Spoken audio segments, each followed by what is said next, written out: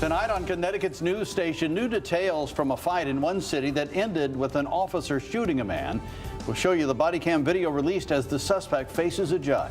Also, mayoral candidate in one Connecticut town is facing charges in the January 6th Capitol insurrection. We'll hear from the man, now the 10th person from Connecticut charged in the deadly attack on the Capitol. And college budget cuts. We're hearing emotional testimony from students and staff pleading with the state to keep resources in their schools. Now at 10, this is Fox 61, Connecticut's news station. Thanks so much for joining us tonight. As we begin, we're on the weather watch, expecting a drier middle of the week. Good evening. I'm Sarah Sanchez. And I'm Brent Harden. Thanks for joining us tonight. We're going to take, let's bring in Chief Meteorologist Rachel Frank for a first look at the forecast here. Rach? Yeah, we have some improvement in the works over the course of the next couple of days. Of course, lots of kinds of weather would be an improvement from today. You can kind of see it's still misty and murky here as we look over the city of Hartford. Right now, 69 degrees, the current temperature. Visibility is not too bad, meaning we're not seeing areas of dense fog, but it's just a gray, misty night out there. Taking a look at the radar, you'll see little dots here. In some cases, the radar beam is just totally missing out on the drizzle. It is just too low to the ground and the radar shooting right over it. But we know it's out there. More numerous showers and storms to the south of us. The storms are going to miss, but we could still get brushed with a few additional showers as we head through the overnight hours. We'll see low temperatures tonight hanging in the 60s. Heading into tomorrow morning, it's a slow start to the day. I think again, we wake up with cloudy skies, chance for patchy fog, mist, drizzle, a spot shower. But as we head through the afternoon, I think we'll try to get at least some breaks of sun. Overall, though, it is a mostly cloudy day. We'll see high temperatures climbing into the upper 70s to right around 80 degrees, plenty of humidity. Again, in the afternoon, chance for an isolated shower, and then we'll start to clear things out as we head towards later tomorrow night. We're going to do this all over again heading into your Thursday, and then we'll get more numerous showers and storms to finish off the work week. But once we get through that, there is a light at the end of the tunnel. I think you're really going to like the weekend forecast. We have that for you coming up. Sounds good, Rachel. Thank you. Well, new at 10 tonight, a Republican alderman and mayoral candidate in Derby is facing charges in the January 6th insurrection. Gino DiGiovannis is charged with 4 misdemeanors. He is the 10th Connecticut native charged in the deadly attack at the U.S. Capitol. Fox 61's DeAndrea Turner joins us live in Derby now to tell us what exactly DiGiovanni is accused of and how he's responding tonight. DeAndrea. Well, Brent, with the primary election less than a month away here in Derby, Giovanni's lawyer said that this couldn't come at a worse time. Now, Giovanni is saying that he is innocent through all of this. I think the evidence that will be presented will show that I am innocent, so I still stand by that. Thank you. Derby Republican Alderman Gio DiGiovanni appeared before a judge on Tuesday, charged with 4 misdemeanor counts in federal court for his role in the January 6th Capitol riots. Democrat, Republican, Independent, it doesn't matter. He is a good person and has been a good citizen his whole life. DiGiovanni is also the Republican mayoral candidate running for mayor of Derby. A Derby resident who knows him says that he was shocked by the news. It just doesn't mix. It doesn't wash with me. It's hard to believe. DiGiovanni admits that he entered the U.S. Capitol building during the January 6th riots, but claims that he didn't damage or break anything. As part of his release, he must give up his weapons and passport, and he's ordered to stay away from the District of Columbia other than to appear in court. We hope that the public will understand that he was just a man expressing his views and his political persuasion, and he is not a criminal in any sense. One big question is, will this impact how the primary election goes? Experts say it depends. Has, such a big negative thing to use against him in this campaign. So it's going to be a war of words. And again, it's just going to depend on who the voters believe in terms of their ability to lead the city of Derby. Now, if he is convicted of all of these charges, he could serve up to possibly 3 years in prison. Now, his lawyer says that he is to be in court again in 3 weeks, and that's when the primary elections in Derby are as well. In Derby, DeAndrea Turner, Fox 61, Connecticut's news station.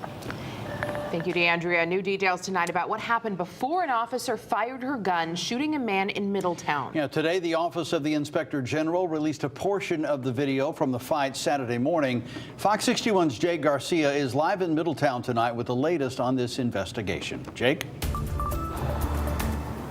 Well, Brent and Sarah, the video is showing the intense moments leading up to that shooting. It also shows how quickly things took a turn Saturday morning here in Middletown. We want to warn you that the video and audio may be disturbing to some viewers. Can you put that down, please?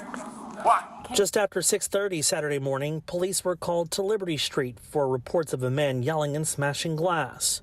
Mere seconds after Detective Carly Travis arrived on scene, 52-year-old Winston Tate can be seen charging at the officer while holding what appears to be a hammer. Stop! According to court documents, Tate hit Detective Travis in the shoulder, knocking them both to the ground. Witnesses say that's when Tate got on top of the officer and appeared to strike her again with the hammer. Fox 61 has decided not to show the video after this point because it's too graphic. However, in the body cam video, Detective Travis can be heard yelling for Tate to stop and drop the weapon before she fires her service weapon, hitting Tate. Kenneth Gray, a former FBI agent and senior lecturer of criminal justice and homeland security at the University of New Haven, says Detective Travis had no other choice but to use deadly force. De-escalation is a great way to try to lower the intensity of an interaction with somebody that is not acting rationally. However, de-escalation would not work in this case because she didn't have time to do anything other than save her life. Tuesday morning, Tate appeared before a judge while still in a hospital gown. Behind him, rows of Middletown police officers who were there to show support for Detective Travis. Tate's attorney telling the judge that he has mental health challenges stemming from his time in the U.S. Army. During a press conference Tuesday afternoon, Middletown Police Chief Eric Costa said Tate is known to the police. Court documents say police have responded to Tate's address 4 times this year alone, including twice the night before the shooting, describing his behavior as manic, argumentative, and uncooperative. Chief Costa also praising Detective Travis, saying she did the right thing and has the department's full support. At the end of the day, we believe that she's strong and she needs to be noted as a heroine, obviously. And Tate is being held on an $850,000 bond. Now, Middletown police say that Detective Travis is at home resting and recovering from minor injuries that she sustained while in the scuffle. Now, we want to mention that this investigation is being led by the Office of the Inspector General. That being said, the Office of the Inspector General currently is investigating 8 other officer-involved shootings across the state dating back to last fall. Live in Middletown, Jake Garcia, Fox 61, Connecticut's news station. Thank you, Jake. New developments tonight. Police have arrested a man accused of killing a Central Connecticut State University student. Brandon Maynard is facing charges in connection to the death of 21-year-old Sarah Redmond. She was found unresponsive in her dorm back in February. Maynard's charged with manslaughter and sale of narcotics. He's being held on a $150,000 bond. A Hartford police officer is under investigation in Rhode Island tonight after he was arrested on Block Island over the weekend. Hartford police say they were notified by Rhode Island State Police that Justin Damone was taken into custody after an incident at Ballard's Beach Resort. Damone has been charged with sexual assault there. He was off duty at the time. Hartford police also say Damone is suspended without pay pending the outcome of internal and criminal investigations. DJ Hernandez is taken to federal prison and as he faces federal charges, as he faces charges in several arrests this year. In the most recent case, police say he plotted to carry out shootings at UConn, where he once played, and Brown University, where he once coached. Officers say Hernandez threatened to shoot when they tried to arrest him.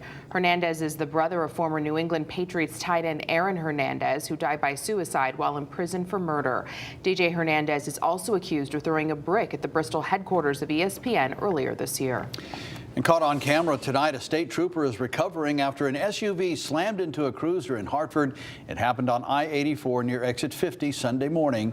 You can see the Subaru crash sideways into the cruiser. The driver was 20 years old. He was cited for 3 infractions: traveling too fast for conditions, failing to maintain a lane, and failure to move over. The trooper is expected to be okay. At least one person is injured when 4 cars crash on I-91 in Rocky Hill. This happened yesterday morning. Police Police say one car rolled over near exit 23. Everyone inside got out safely. A boat being towed was also involved in that crash. Crews had to rescue another driver involved. That person was taken to a hospital, and their condition has not been released. No word yet on what caused that crash. New photos tonight showing several cars catching fire in Newington. It happened last night at a business on Willard Avenue near West Hill Road. Several cars completely charred by the flames. There's no word on any injuries, and the cause of the fire itself is under investigation now. Tonight at the Capitol, Connecticut State Community College leaders are outraged over budget cuts for state colleges and universities. The state's two-year budget leaves these schools nearly $125 million short. School officials are cutting staff and services just to get by. They're eliminating cafeteria services, reducing library staff and hours, reducing tutoring centers, and more. Those services are being cut from the CT State Capitol campus alone. It's going to impact students' education. It's going to hurt enrollment if we don't figure out a plan to put additional dollars between now and next year. State Representative Turco says he's already speaking with colleagues about short-term solutions to bridge the gap between the start of school and the next legislative session, which is in February.